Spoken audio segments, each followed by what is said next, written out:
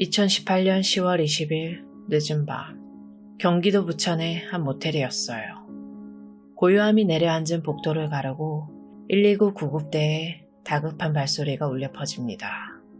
L호실 문이 열리자 코를 찌르는 소독약 냄새와 함께 어지럽게 널린 의료용품들이 눈에 들어왔죠.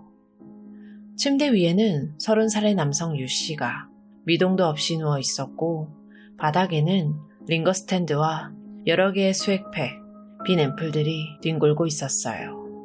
그리고 그 곁에는 신고 전화를 한 것으로 보이는 연인 박씨가 의식이 흐릿한 상태로 쓰러져 있었습니다. 현장에 도착한 구급대원과 경찰에게 여성은 힘겹게 입을 열었죠. 침대 위의 남자는 자신의 연인이고 두 사람이 함께 세상을 등지기로 약속하고 실행에 옮겼다고요. 하지만 운명의 장난처럼 남자친구는 싸늘한 주검으로 발견됐고 자신만이 살아남았다는 비극적인 이야기였어요. 이 소식은 곧 언론을 통해 알려졌죠. 한때 서로를 사랑했던 연인의 안타까운 마지막.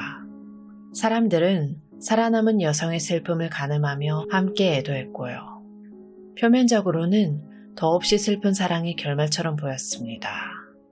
하지만 정말 그게 전부였을까요? 한 사람의 죽음과 한 사람의 생존. 이 극명한 결과 뒤에는 어쩌면 또 다른 진실이 숨겨져 있었던 건 아닐까요? 사랑이라는 이름 아래 감춰진 차가운 계획의 결말은 아니었을까요? 사건의 진실을 이해하기 위해선 시간을 조금 거슬러 올라가서 두 사람의 관계를 들여다볼 필요가 있어요. 두 사람은 2016년 5월 서울의 한 노래방에서 처음 만났습니다. 당시 서로에게 다른 연인이 있었지만 연락을 주고받으며 호감을 키워나갔죠. 그리고 몇 달 뒤인 2017년 초, 남자는 만나던 연인과 관계를 정리했어요. 여자 역시 동거하던 연인과 헤어졌다고 말하며 두 사람은 연인이라는 이름으로 함께하게 됩니다. 여자는 전직 간호조무사였고 남자는 평범한 직장인이었죠. 주변에서 보기에도, 그리고 아마 남자가 느끼기에도 그녀는 더없이 헌신적인 연인이었어요. 자신은 직업이 없는 상태였음에도 식비, 숙박비, 유흥비 등 데이트에 들어가는 거의 모든 비용을 도맡아 해결했거든요. 남자는 그런 그녀에게 깊이 의지하고 고마워했겠죠. 하지만 그 헌신의 이면에는 남자는 결코 알지 못했던 두 개의 그림자가 드리워져 있었어요. 첫 번째 그림자는 그녀가 숨기고 있던 비밀이었죠. 그녀는 남자에게 동거하던 연인과 헤어졌다고 말했지만 그건 거짓말이었습니다.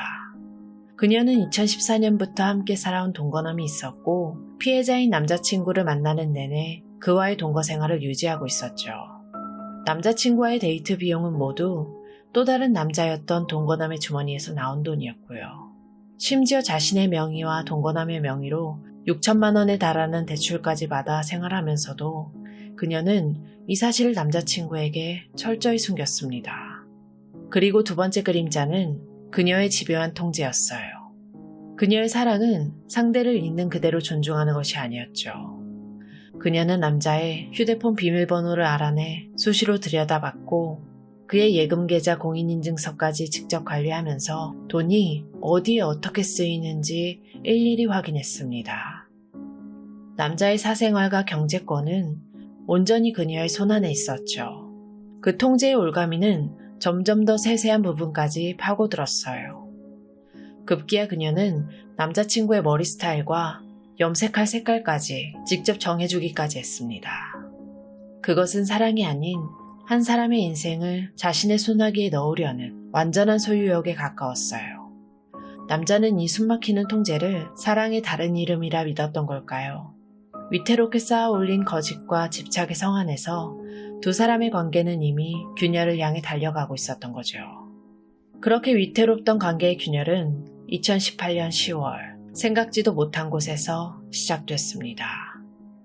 늘 그랬던 것처럼 그녀는 그의 일상을 점검했어요.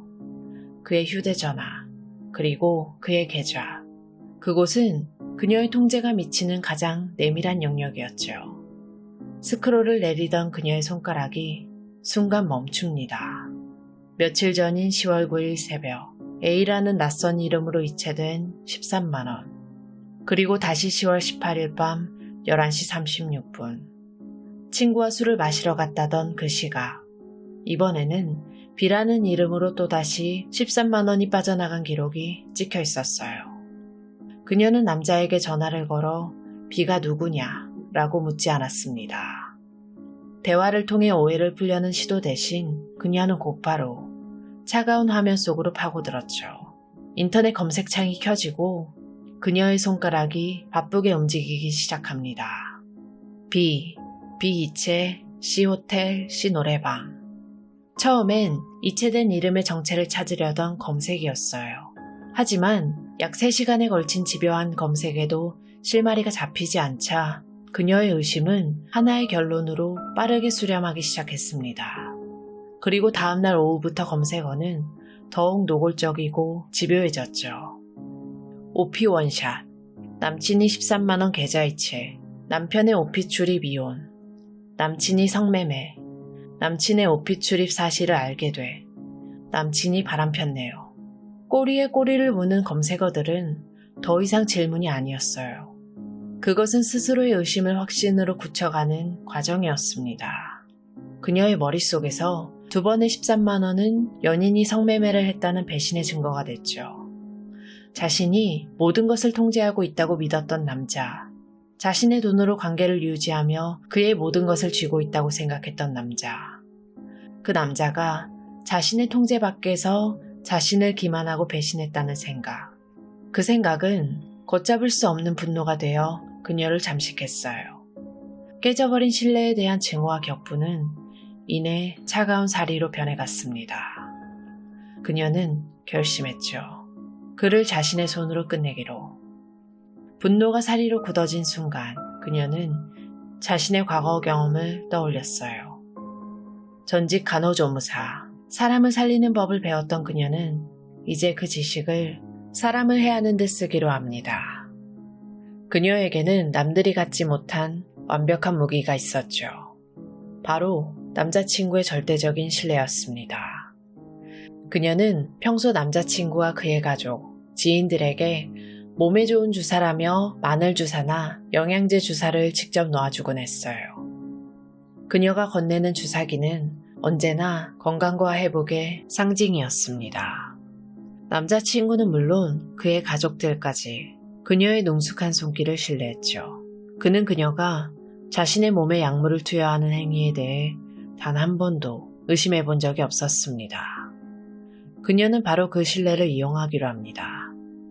2018년 10월 19일 밤, 살해를 결심한 바로 다음 날이었죠. 그녀는 지인에게 연락해서 진통소염제의 일종인 디클로페낙 앰플과 주사기 등을 구해냅니다. 거기에 과거에 일했던 의원이 폐업할 때 몰래 빼돌려 보관하고 있던 디클로페낙과 리도카인, 프로포폴 등 다른 약물들도 함께 챙겼어요. 그리고 10월 20일 오후 그녀는 주사기를 이용해 디클로페낙과 리도카인을 수액 주머니에 미리 넣어뒀습니다. 피로회복제라는 이름으로 위장할 치명적인 독극물을 자신의 손으로 직접 제조한 것이었죠. 같은 날 오후 4시 47분 그녀는 자신의 휴대전화로 마지막 검색어를 입력합니다. 부검으로 주사 쇼크를 알 수 있나요? 그녀는 살인을 계획하는 것을 넘어 이미 범행 이후의 상황까지 계산하고 있었던 겁니다.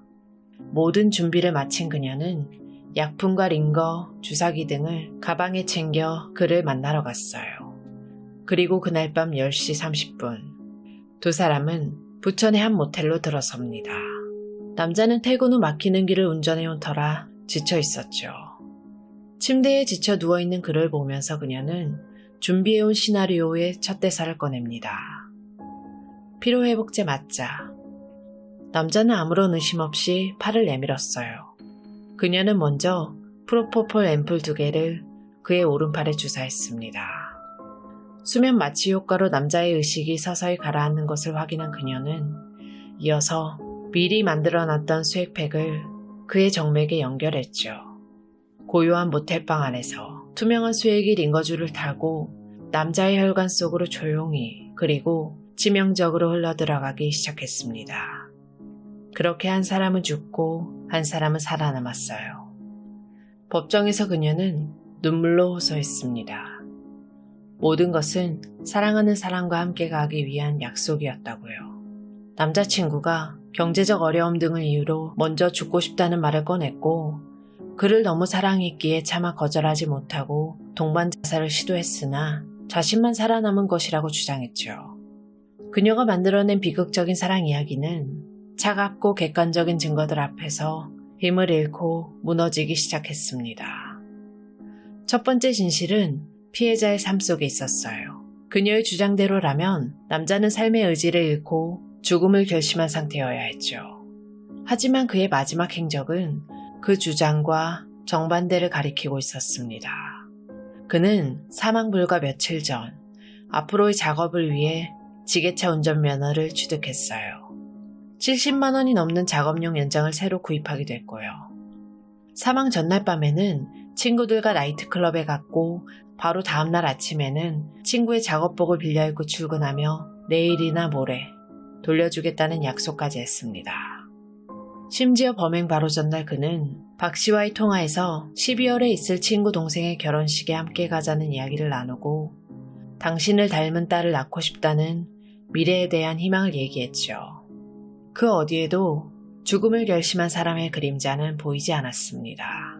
두 번째 진실은 두 사람 몸에 남겨진 약물의 농도였어요. 과학은 거짓말을 하지 않았죠. 부검 결과 남성의 심장 혈액에서는 디클로페낙이 치사량의 6배가 넘는 농도로 검출되었습니다.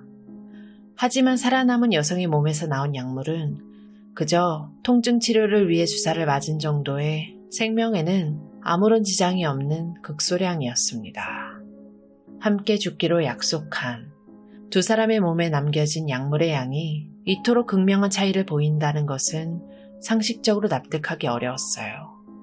그녀는 프로포폴 부작용으로 경련을 일으켜 주사바늘이 빠졌다고 주장했지만 전문가들은 프로포폴이 오히려 항경련제이며 설령 경련이 일어났더라도 고정된 주사가 빠지기는 어렵다고 증언했습니다.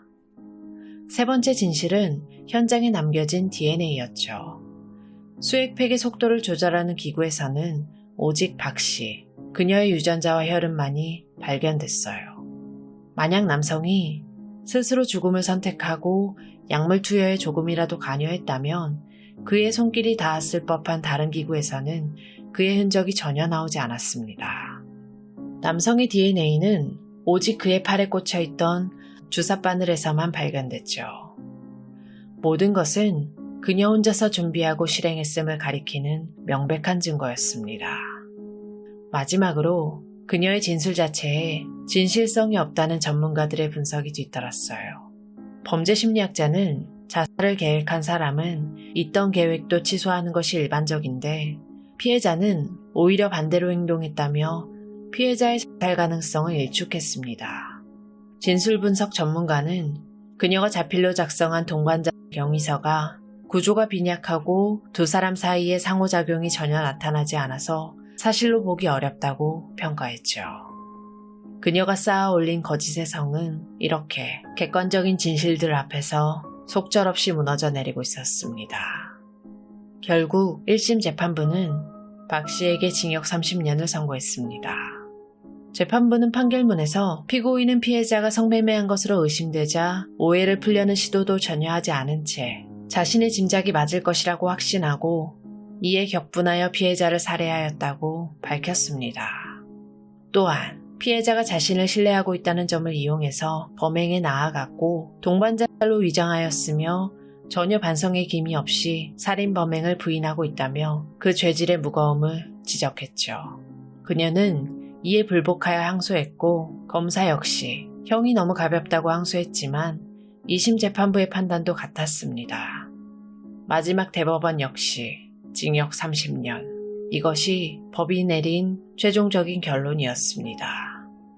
이 사건은 처음부터 비극적인 사랑 이야기가 아니었어요. 법원은 이 사건의 본질을 한 사람이 상대를 자신의 소유물처럼 여기며 시작된 집착과 통제에서 비롯된 비극으로 봤습니다. 자신의 통제권에 들어와 있었던 연인이 아주 작은 균열을 보였다고 의심한 순간 그것을 배신으로 규정하고 극단적인 방식으로 관계를 끝내버린 냉혹한 살인사건이었죠. 가장 가까운 사람의 손길이 가장 치명적인 무기가 될 수 있다는 것. 그리고 상대를 위한다는 명목으로 행해진 모든 통제가 결국 상대를 파멸로 이끌 수 있다는 것. 오늘 이야기는 우리에게 사랑과 신뢰의 진정한 의미는 무엇인지, 그리고 그것이 무너졌을 때 한 인간이 어디까지 잔인해질 수 있는지를 보여주고 있습니다. 안타깝게 희생당한 피해자분의 명복을 빌겠습니다. 지금까지 고요한 밤이었습니다.